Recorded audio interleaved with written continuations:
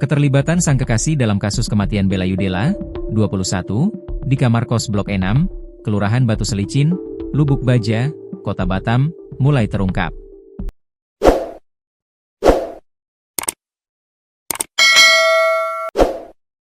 Pria berinisial M. Tegar Pratama diduga terlibat atas tewasnya gadis kelahiran Ogan Komering Ulu, Sumatera Selatan, yang ditemukan dalam kondisi membusuk pada Kamis, 18 Desember 2025, sore.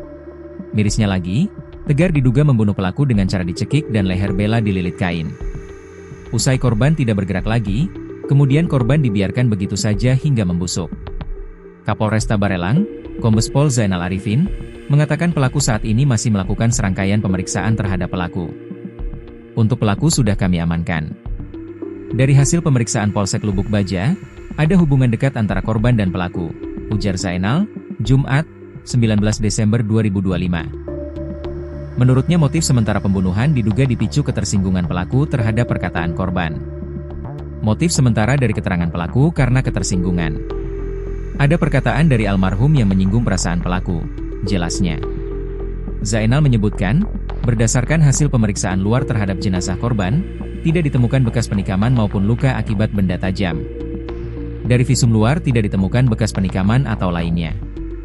Pemeriksaan luar negatif, katanya. Namun, polisi menemukan adanya indikasi kekerasan berupa cekikan dari bekas lilitan kaos di leher korban. Ada tindakan mencekik yang dilakukan oleh pelaku.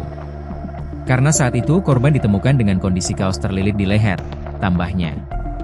Sementara itu, pelaku berinisial MTA diketahui merupakan pekerja serabutan. Ia ditangkap polisi di kawasan Nagoya, Kota Batam. Pelaku diamankan di daerah Nagoya.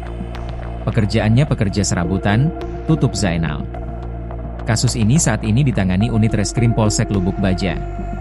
Sementara jenazah korban masih berada di RS Bayangkara Polda Kepri untuk pemeriksaan lebih lanjut.